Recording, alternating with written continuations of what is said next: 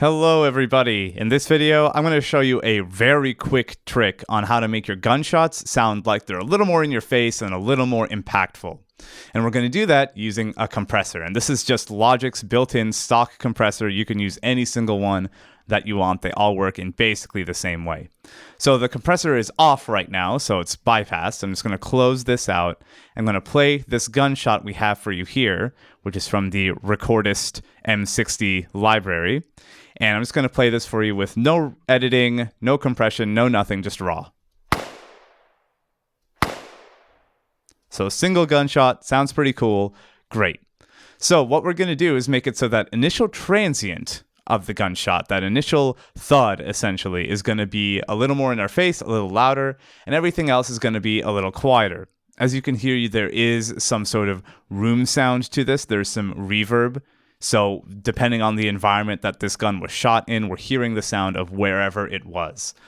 So what we're going to do with this compressor is kind of a little bit of a Hollywood trick to make our gun sound somewhat more big. Now what we're going to do is turn this compressor on and bring it up here. And I'm going to turn it to graph mode. So most compressors have different views, and this one has a graph mode, which makes things a little clearer. This meter mode is cute. Looks like a classical compression meter, but this graph mode will be much more helpful. So I'm just going to play it now. I haven't touched any of these parameters, but I want to show you what this looks like. So as you can see, here's our waveform, and this white line up top is showing where and when and how much our signal is being compressed. So right now it's being compressed at the very early parts of this signal, and then very quickly goes back to not compressing the signal. So what we want to do is actually compress the tail of this sound, so the reverberance of this sound, and make it so that the initial attack of the gun isn't compressed at all. So it will make it so that that initial transient sticks out a little more relative to the tail, making it sound like it's a little bigger and more in our face.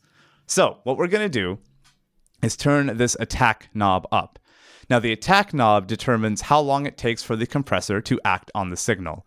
So the longer it waits, the more likely it's going to compress the tail instead of the initial gunshot. So I'll turn this up. We're just going to play around here. I'm not sure what the numbers are. Let's say around 116 milliseconds before it starts acting. Cool. Now the next thing we want to do is actually make sure that the release is long as well. So the release determines how long the compressor will compress the signal after the initial sound crosses the threshold. So basically, if a sound starts getting compressed, how long is the compressor going to hold on to that compressed sound? How long is it going to compress that sound before it gradually goes back to being inactive? Now I'm going to show you a visual representation of this so it makes more sense. So I'm going to turn this release knob way up, attack knob higher, and we're not going to play with the other parameters for now. I'm just going to play this for you, and you can watch the white line on the waveform graph up here. So you can see up here, this white line represents how long it takes for the compressor to stop acting on the signal. Now if I crank this all the way up to 5,000, you can see it takes a lot longer for that sound to go back to nothing. So for this compressor to stop acting. So we want this release to be pretty long because we want that tail, that reverb sound, to be compressed. Cool. Now, the next thing I'm going to do is lower this threshold. Now, the threshold determines when the compressor is going to actually start compressing the sound. Once the sound crosses whatever threshold we set, the compressor turns on. And if something is below this threshold, it doesn't cross it, that means the compressor doesn't act at all. So if something is particularly loud, the compressor will act on it. And if something is really quiet and doesn't need compression, the compressor won't do anything to that sound. So it'll take the peaks of your sound, generally speaking, and then crush them down a little bit, but leave the quiet parts more or less completely the same. So I'm going to turn this threshold down and the ratio of this compressor up so it'll compress even harder and more aggressively, which is what we want. So let's do around like 3.5-ish. Let's start there. And the next thing I'm going to do is turn this auto gain off.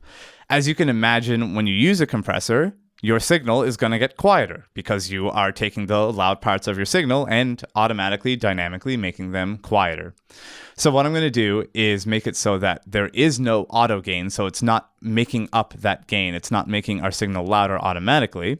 Instead, we're going to handle that by hand using this make up gain knob. But first, I'm just going to play this sound for you with the parameters we have right now. So you can see our compression is a lot more aggressive on this sound, which is great. That's exactly what we wanted.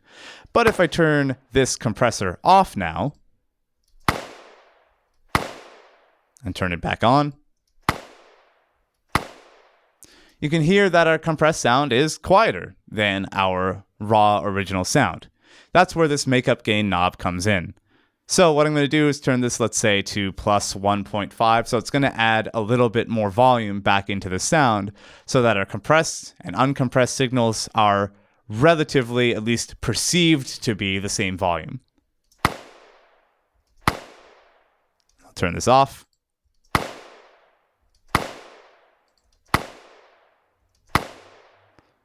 So we're clipping a bit here, which is all right. I'm just going to turn this fader down just a hair to prevent that. Cool. All right. So now what I'm going to do is actually crank this ratio up just a little bit more, and that should be good. Now, this is a very subtle tweak, but when you have hundreds of gunshots going on, it can make a really big difference. So again, I'm going to play this sound for you without the compressor on at all. Cool. Now I'm going to turn the compressor back on, and what you'll hear is that the tail of the sound is a little quieter, and the initial thud, the initial impact of that gunshot is just a little more in your face and a little more impactful.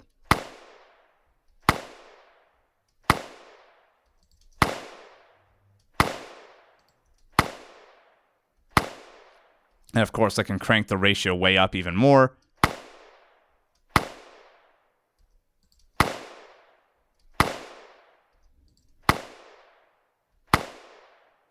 And this is a very useful tool to make it seem like your gunshots are a little more cringeworthy. It makes it so that people want to duck their heads when a gunshot happens. This makes it so that it sounds like the bullet's coming for them, as it were. So very simple, very quick, very easy tip to use depending on the context of your battle scenes or your gunshots, depending on whatever you want to do. And you can also make it so that your gunshots, when the player is shooting them in first person, sound like this, all compressed. And when they're far away being shot by somebody else, there's no compressor on them to make it seem like they're a little further away and less impactful. So thanks so much for watching this video. I always appreciate it. Of course, give me a thumbs up for this video. Comment down below and subscribe to the channel, and also sign up for my newsletter. For those of you who want to have an awesome career in the game industry, that's where I share all my best stuff. So you can learn how to network, how to show off your demo reel, how to actually get work in the game industry. So that's where I do all my main kind of contacting with people as well. So thanks so much for watching, and I'll see you in the next one.